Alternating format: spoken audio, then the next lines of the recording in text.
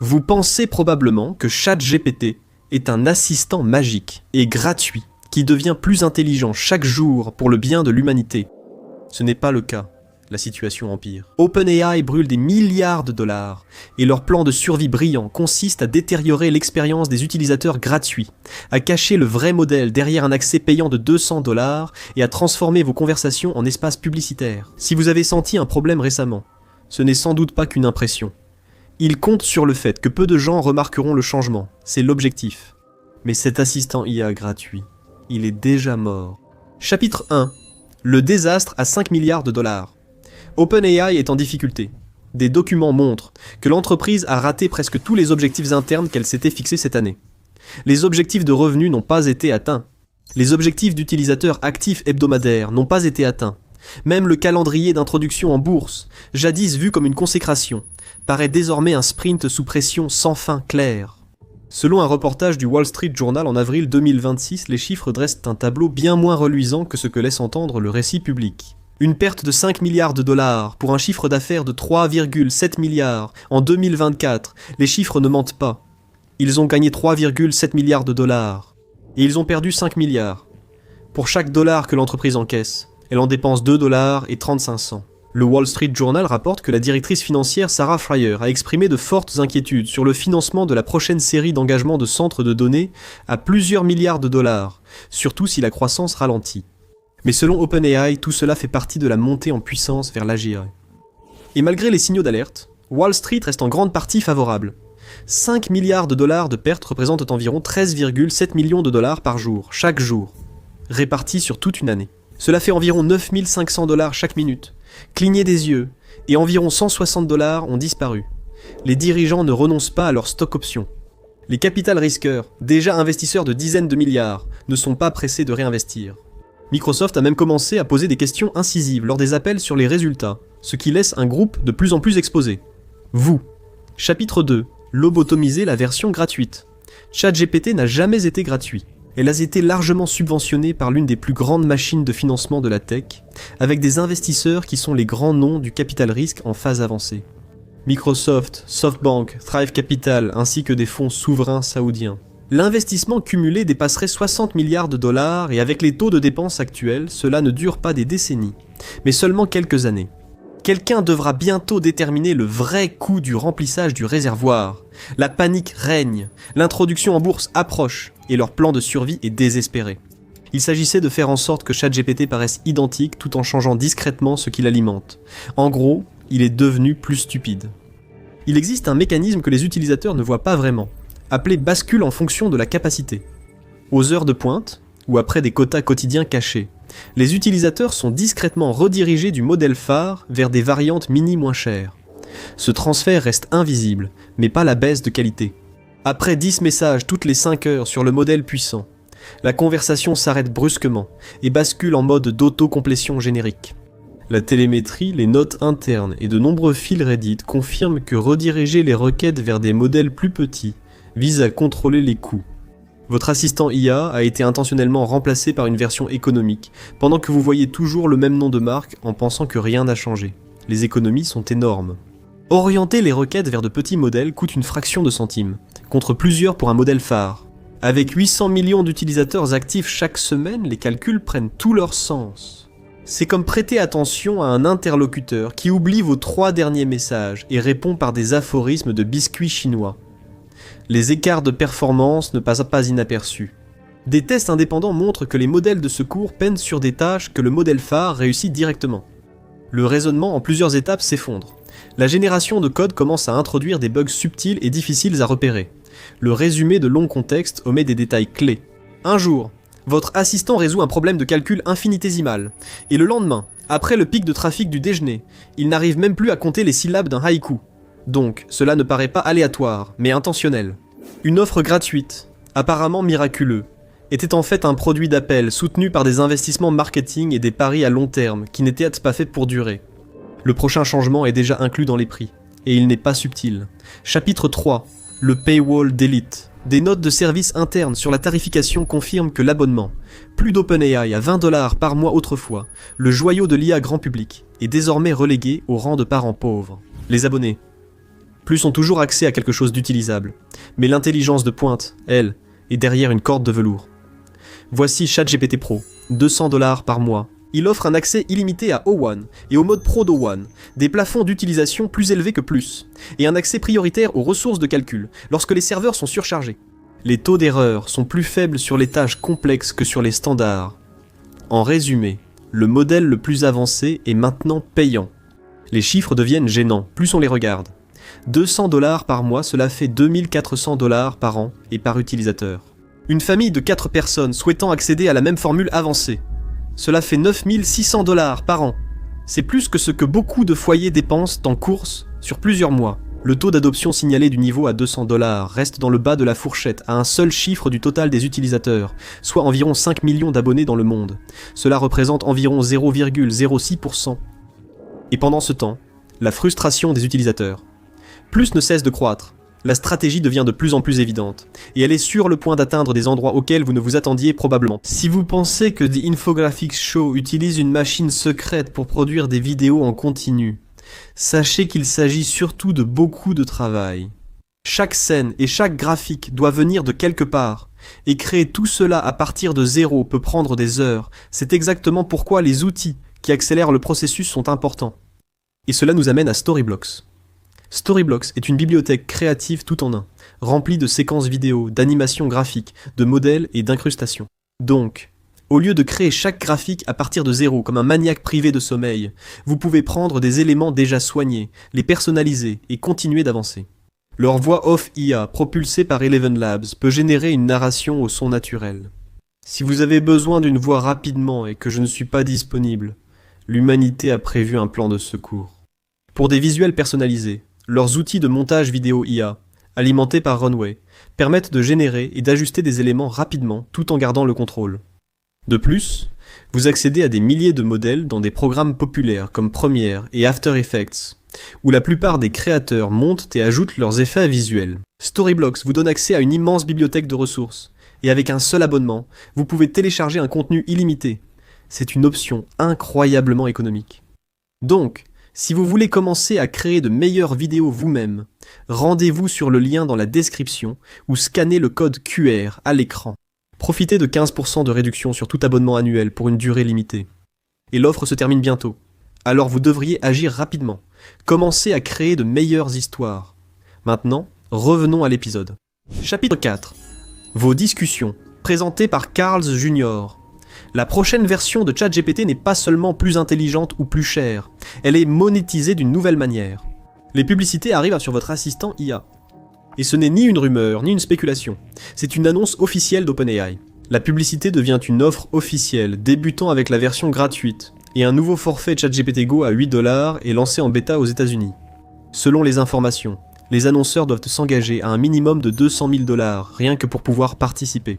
Les premiers tarifs, près de 60$ pour 1000 vues, ont ensuite été réduits pour attirer les acheteurs. Les publicités apparaîtront en bas des réponses et seront clairement identifiées pour le moment. Cette même entreprise avait déclaré à l'audience d'un podcast que les publicités dans ChatGPT seraient un dernier recours. Pourtant, cette option semble avoir été adoptée plus tôt que prévu, avec un plan de lancement. La mécanique est simple. Les utilisateurs gratuits voient trop des publicités. Les utilisateurs à 8$ voient moins de publicités ou des publicités présentées différemment. Ceux à 20$ sont pour l'instant épargnés et à 200$ aucune pub. Même produit, règles variées. Plus vous payez, plus c'est propre et performant. Le véritable enjeu, ce ne sont pas seulement les publicités, c'est le ciblage. Tapez mariage et vous recevrez lieu, bague et offre lune de miel pendant 6 mois. Contrairement aux réseaux sociaux, les gens disent tout à cet outil. Les analystes estiment que le ciblage conversationnel peut largement dépasser les publicités traditionnelles, parfois avec des performances plusieurs fois supérieures, pour une raison simple. Personne ne raconte ses problèmes à Instagram, mais ils les racontent à ChatGPT. Les chiffres rapportés suggèrent que l'activité publicitaire est conçue pour générer plus de 25 milliards de dollars de revenus annuels d'ici 2029. Ce chiffre dépasserait à lui seul l'ensemble des revenus actuels d'OpenAI. Ils connaissent vos questions médicales, vos doutes relationnels, vos soucis fiscaux et vos recherches à 3h du matin.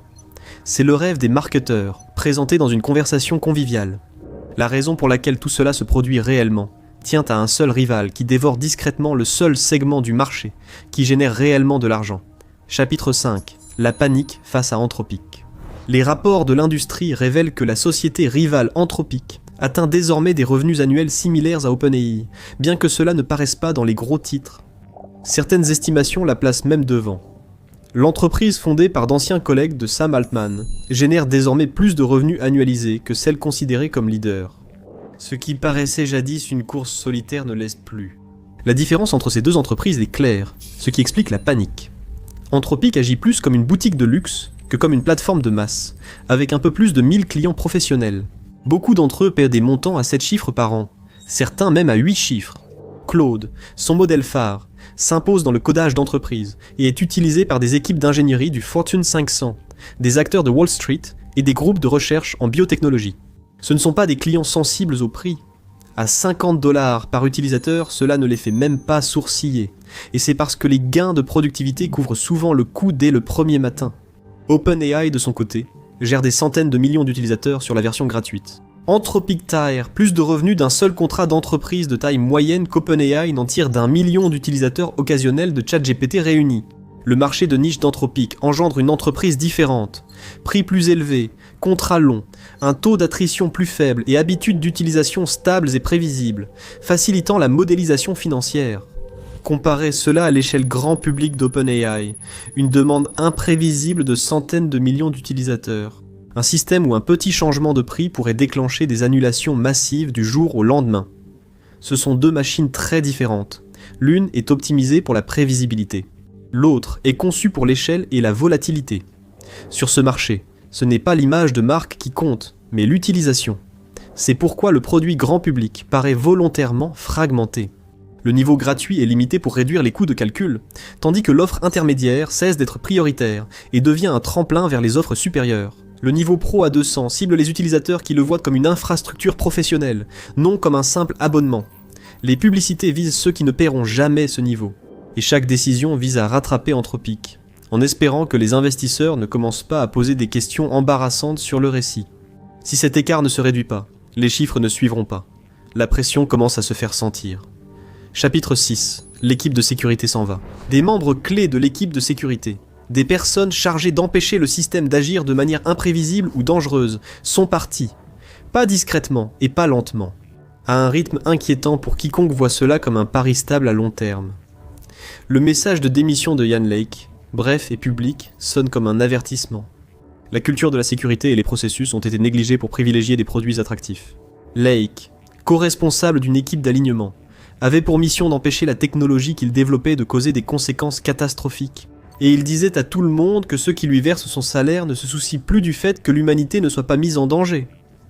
Mais le départ d'Ilya Sutskever a été le coup de semonce. Sutskever était le scientifique en chef d'OpenAI et l'un de ses fondateurs d'origine.